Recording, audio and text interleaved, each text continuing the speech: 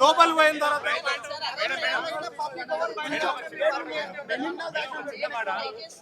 ఏం ట్రై చేస్తారు మేడం? పోయిన నెల 10 మందిని పిలిపించారు, పోయిన నెల 10 మందిని పైన పిలిపించారు మేడం. ఏం చెప్పారు? ఎట్లా వస్తుంది అంటే పోయిన నెల ఏం చేశారు మేడం? పోయిన నెల ఏం చేశారు? అంతకుముందుకు ఏం చేశారు? 3 months అవుతుంది మేడం మీటింగ్ పెట్టి. ఇలా కాదు, హెచ్ఎల్పిసి గౌరవ వచ్చింది మేడం, అడగండి మీరు. హెచ్ఎల్పిసి గౌరవ వచ్చి అడగండి. మేము పోయినాం, మేము తల్లిదండ్రులు రిస్పెక్ట్ మేము మేము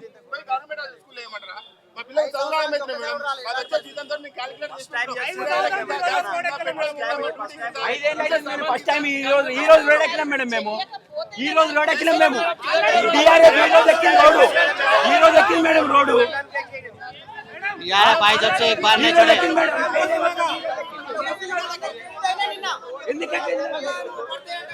ఎవరు తప్పు ఉందని ఎక్కింది ఈ రోజు? ఎన్నడూ ఎక్కింది? 5 ఏళ్ళ సంగ ఒక్క రోజు కూడా ఎక్కలే.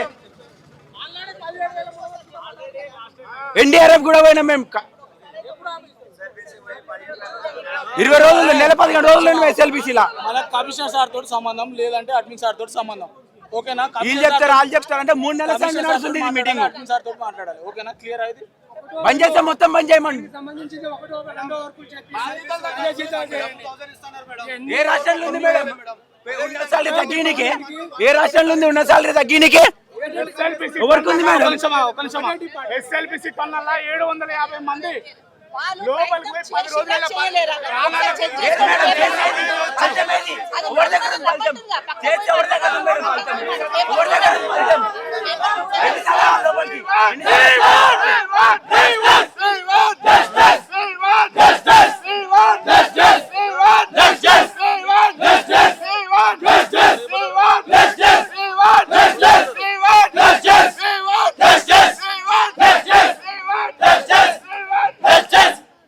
ఈవీడిఎం స్థాపించినప్పటి నుంచి కూడా మేము చేసిన రెస్క్యూ కంప్లైంట్లు కానీ కరోనా టైంలో ఈవెన్ అలా ఒక్క నిమిషం అలా మాట తీసుకోపోరు పడతాం. ఎంతగానో మాట పడతాం. 5 ఏళ్ల సంది ఈ రోజు ఎక్కినాం రోడ్డు. మేము ఈ రోజు ఎక్కినాం 5 ఏళ్ల సంది. ఈ రోజు ఎప్పుడు ఎక్కలే. తెలంగాణ బీఆర్ఎస్ ప్రభుత్వం ఉన్నప్పుడు కూడా ఒక్క రోజు కూడా ఇట్లా ఇబ్బంది లేకుండే. ఈడి వరకు ఒక్కడు కూడా ఒక మెట్టెక్కలే. ఈడి వరకు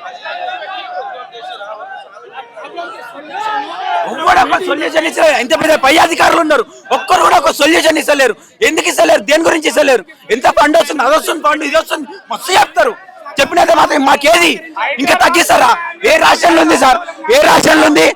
ఏ రాష్ట్రంలో ఉంది తగ్గించేది శాలరీ? ఏమన్నుందా? బయట దేశ వాళ్ళు ఇంకా తిడుతారు. ఏం మనుషులు రా మీరు, తెలంగాణ మనుషులు తూ అని ఉంచుతారు. ఇంకా మీకు హామీ ఇవ్వాల్సింది పోయి మీరు లోపల రాని మాట్లాడదామని మాట్లాడుతున్నారు. ఏం చెప్తారు? 3 నెలల సంది అదే చెప్తారు సార్. లోపలికి పిలిపిస్తారు, మాట్లాడుతారు, అయిపోతుంది. 3 నెలలకు అయిపోతూనే ఉంది. రోజు ఇదే ప్రభుత్వం, ఇదే నడుస్తూనే ఉంది. మాకు మాత్రం మా పొట్ట మీద కొడుతున్నారు. మాకేది న్యాయం జరగాలి, అంతే. జరిగిన దాకా ఇట్లనే ఉంటాం. కొడతారా పోలీసు వాళ్ళు? కొట్టండి, పడతాం. అన్నిటికీ సిద్ధమై ఏడికి వచ్చినాం మేము. అర్థమైందా? కొడితే ఇప్పుడు నా యూనిఫామ్ మీద చేసుకుంటే వాళ్ళ యూనిఫామ్ మీద కూడా చేసుకున్నట్టే. అది కొడతారా? కొట్టని పడతాం, తీసుకుపోతాం. ఏడికైనా సిద్ధమై ఉన్నాం, అంతే. ఇంకా మాకు మాత్రం మా శాలరీ మాకు ఇచ్చినా సరే మాకు పెంచకురి. అలవెన్స్ ఏందో మాకు చూపిర్రి. మేము దయచేసి దండం పెట్టి చెప్తున్నాం, అలవెన్స్ ఏందో చూపిర్రి. మా శాలరీ మాకు ఇచ్చేసారు, మాకు పెంచమని మేము అడగట్లేదు. ఏ రాష్ట్రంలో ఉంది సార్ తగ్గించేది? ఏ రాష్ట్రంలో ఉంది తగ్గించేనికే? ఏడుంది? ఉందా? బయట దేశ వాళ్ళు తుప్పు నుంచుతున్నారు.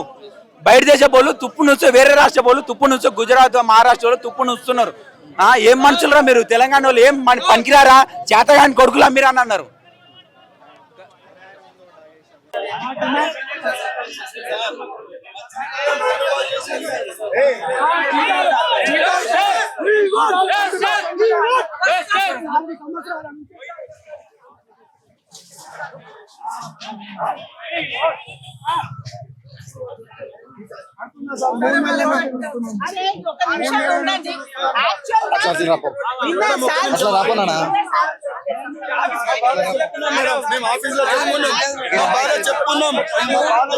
మేము పోరాటం చేసినాం, మా బాధలు అన్ని చెప్పుకున్నాం. అయినా కూడా ఎటువంటి ప్రయోజనం లేదు. ఆడికి పోతే నిమ్మలంగా కూసబెడుతుర్రు, చెప్తుర్రు, వెళ్ళిపోతున్నాం. మేము అంతవరకే ఉంది, కానీ మాకు సమాధానం రావట్లేదు. మీరు దయచేసి నేను చెప్పిన మాట్లాడి సార్ దగ్గరికి అంతమందిని తీసుకెళ్తాను మాట్లాడిస్తాను.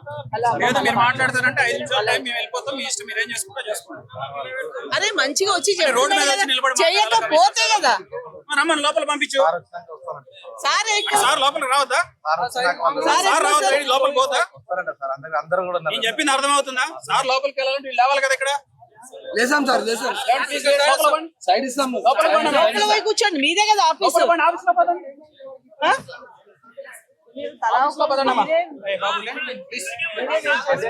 చెయ్యకపోతే కదా ఎక్కడ రోడ్డు మీదనా? లోపలికి రమ్మని చెప్తున్నాం కదా. లోపలికి కూర్చోబెడతాను. రాకపోతే రాకపోతే లోపలికి కూర్చో మాట్లాడదాం. సార్ చాలా మంది ఒకటి చాలా ఎవరిని ఇప్పుడు ఆపేటట్టు లేదు సార్.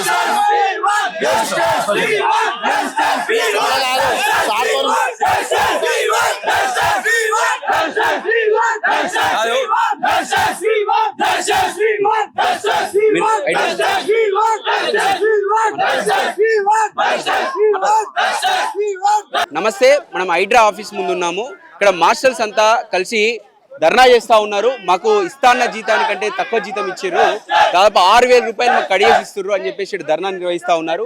సార్ వాళ్ళతో మాట్లాడదాం. నమస్తే అన్న, ఎందుకని మీకు ఇచ్చిన ఇస్తాన్న జీతానికంటే తక్కువ ఎందుకు కడిగేసారని అడిగితే ఏమని చెప్తున్నారు? అయితే ఇది పోయిన నెల కూడా ఇదే జరిగింది.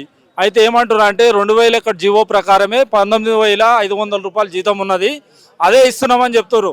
అదే గత ప్రభుత్వంలో కూడా 21 జీవో ఉన్నది, అయినా మాకు 24,000 జీతం వచ్చింది. మరి వచ్చింది గతంలో 21లోనే జీవో వచ్చింది, అదే జీవోని ఎలా మాకు సాక్క చూపిస్తారు. అంతకుముందు ప్రభుత్వంలో ఆ జీవో ఉన్నది, అయినా మాకు 24,000 చిల్లర జీతం వచ్చింది.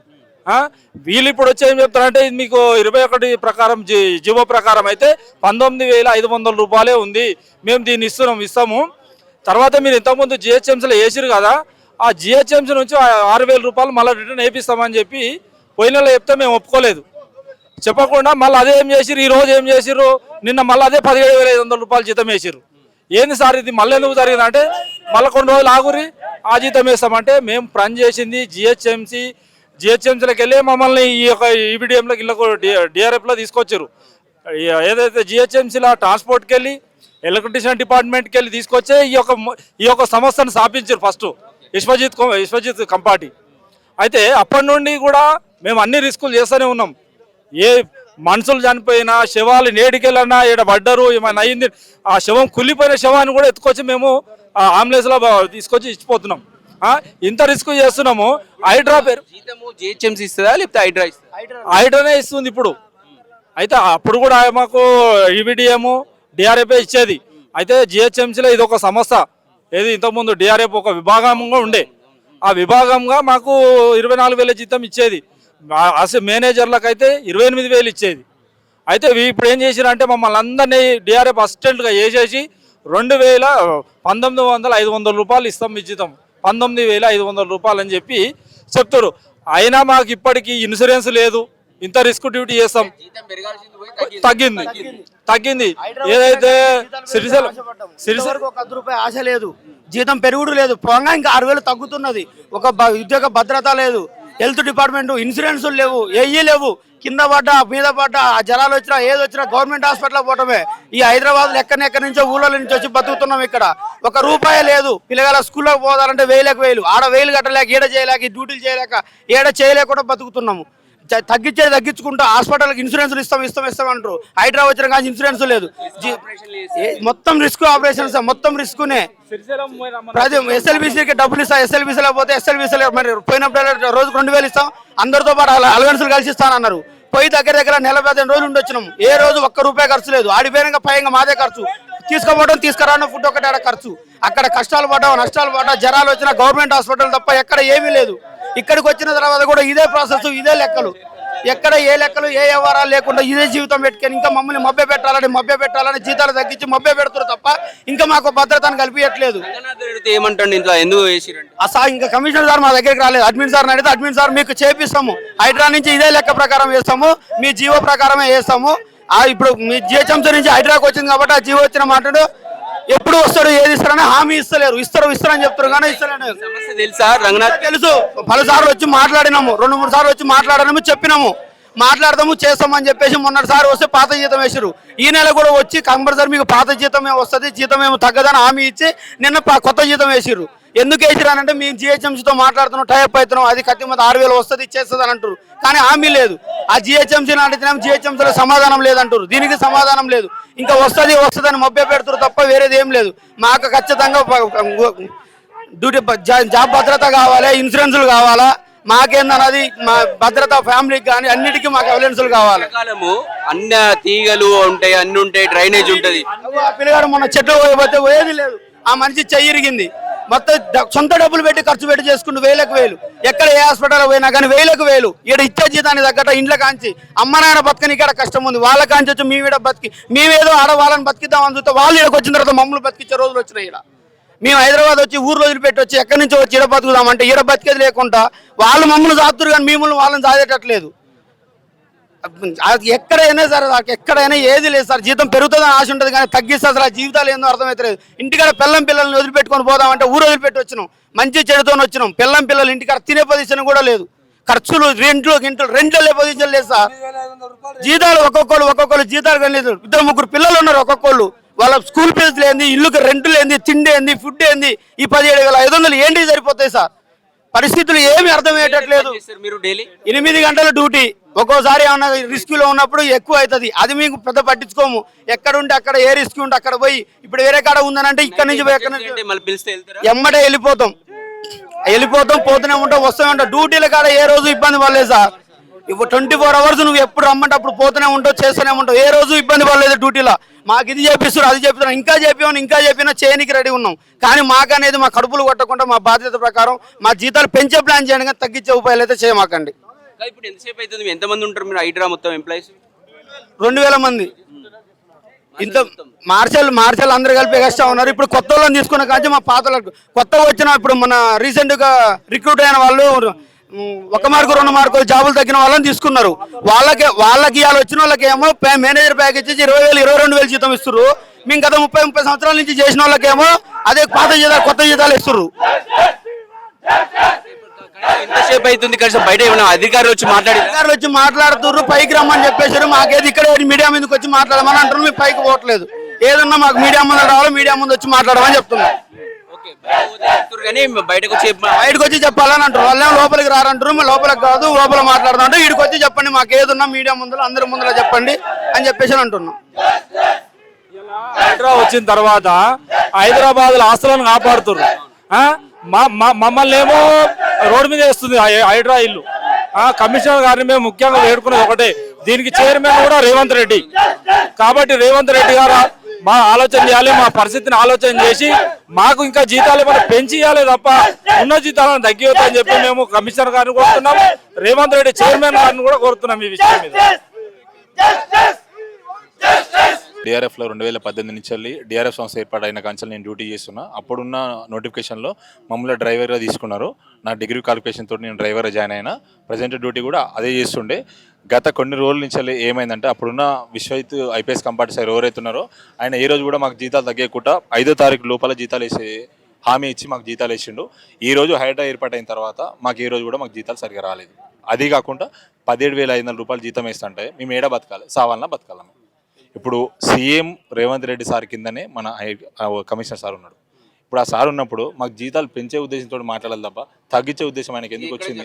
ఇక్కడ ఉంటుందా? ఉచ్చడం ఏమైనా ఉంటుందా? ఎక్కడ కూడా ఉంటుంది కదా. మా డిమాండ్స్ ఒకటే, ఫైర్ కంప్లీట్ అయినా మేము పోతాం, వాటర్ స్టాగ్నెస్ అయినా మేమే పోతాం, మాన్యువల్ క్లీన్ చేయాలన్నా మేమే పోతాం, మోరీలు సాఫ్ చేయాలన్నా మేమే పోతాం. ఎస్ఎల్బిసి టన్నెల్లో 28 ఏళ్ళు డ్యూటీ చేసాం, ప్రాణాలు అడిచేతిలో పెట్టుకొని. మాకు ఎందుకు జీతాలు కట్టిస్తలేరు? మా కడుపులు కొట్టడానికి అవకాశం ఏముంది? ఒక ఆఫీసర్ జీతము 1,00,000 రూపాయలు ఉంటాయి, ఆయన 10 రూపాయలు తగ్గిస్తే ఆయన ఊకుంటాడా? మరి మేము ఎందుకు ఊకోవాలి? మా పాత జీతం ఏదైతుందో మా జీతాలు మాకేయాలి అంతే. మేము మేము అద్దాల వల్ల కొడతాం, ఏం చేస్తారు మాకు అవసరం లేదు సార్. మా జీతాలు మాకేస్తే మేము సంతోషంగా డ్యూటీలు చేస్తాం.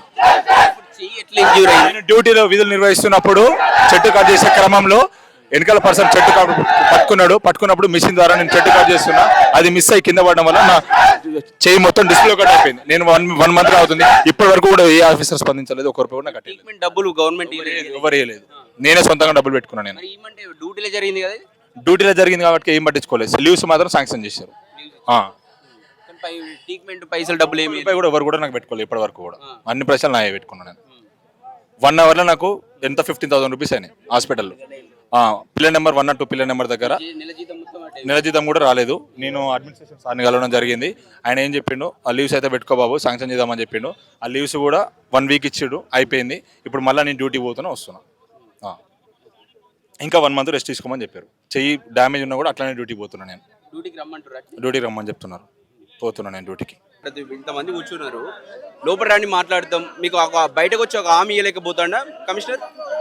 ప్రజెంట్ సార్ ఆఫీస్ లో లేడు. సో మేము డిపార్ట్మెంట్ తర్వాత అధికారులు ఉంటారు కదా, అడ్మిన్ సార్ ఉన్నాడు. అడ్మిన్ సార్ ఆల్రెడీ సార్ కి టచ్ అప్ లో ఉంటాడు. సార్ వస్తా అన్నారు, మాట్లాడతా అని అంటుండు.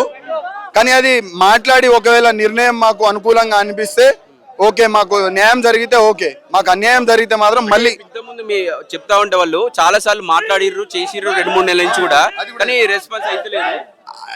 3-4 సార్లు మాట్లాడినాం, ఏ రెస్పాండ్ లేదు. సేమ్ ఇదే సిచ్యువేషన్, ఆఫీస్లో వెళ్ళి మాట్లాడడం మళ్ళీ బయటికి రావడం ఇదే జరుగుతుంది. సో మాకు న్యాయం కావాలని ఈసారి గట్టిగా పోరాటం చేద్దామని కూర్చున్నాము. సార్ వాళ్ళేమో ఇక మీ ఇష్టం ఏమైనా చేసుకోరి అంటున్నారు. సరే మాకు 51 బండ్లు ఉన్నాయి, మేము ఏం చేయాలనో మాకు తెలుసు.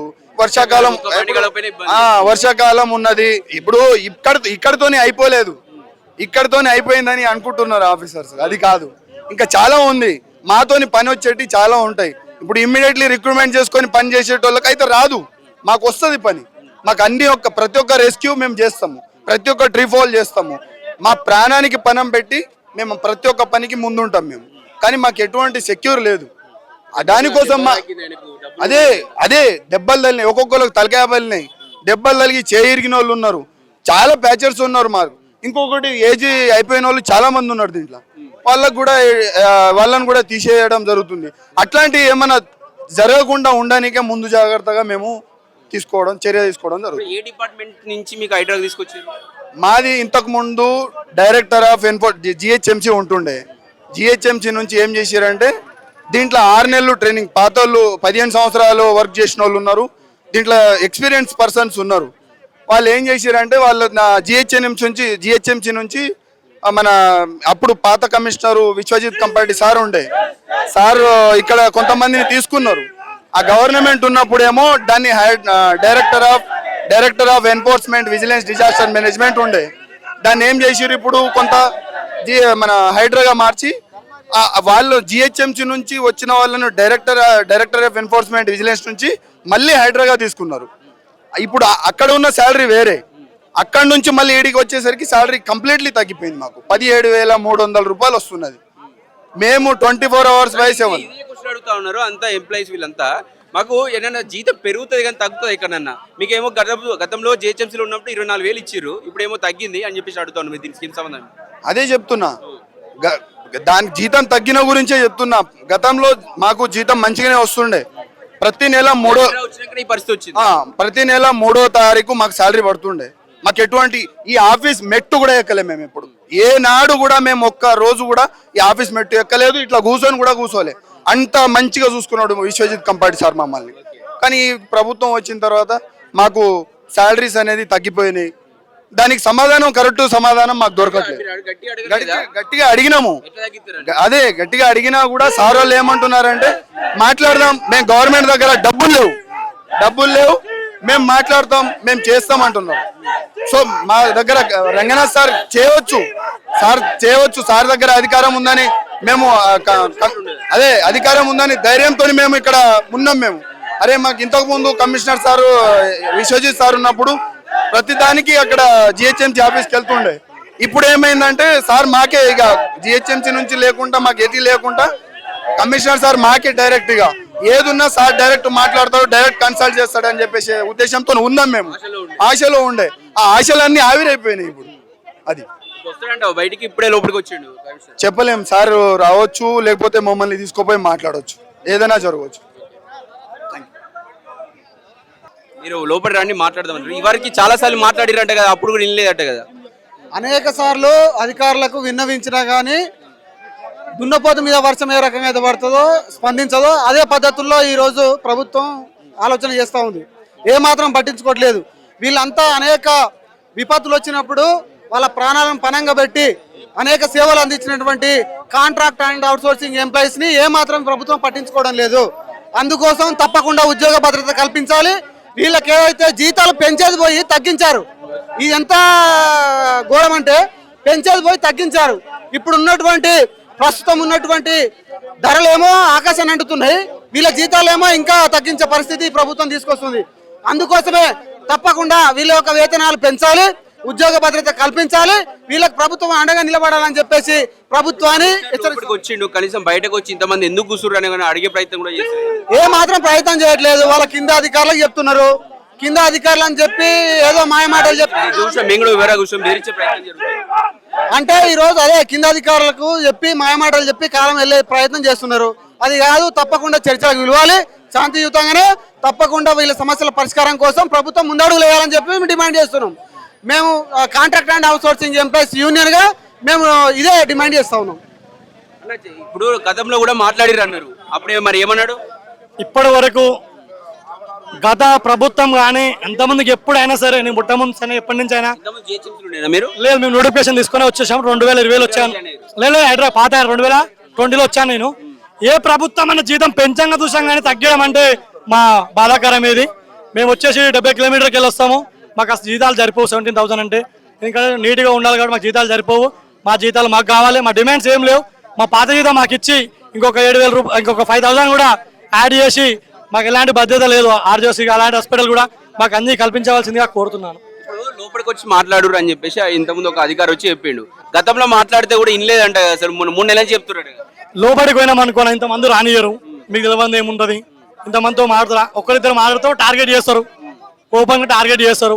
ఉద్యోగానికి తీసేయడమా లేదా దూరం వేయడమా. నేను వచ్చేసి వనస్థలపురం డ్యూటీ, ఇప్పుడు అదే బెదిరించేది అదే ఉంటుంది. నేను వనస్థలపురం డ్యూటీ చేసేది, తీసుకొచ్చి సెక్రటరీ 38లో చేశారు.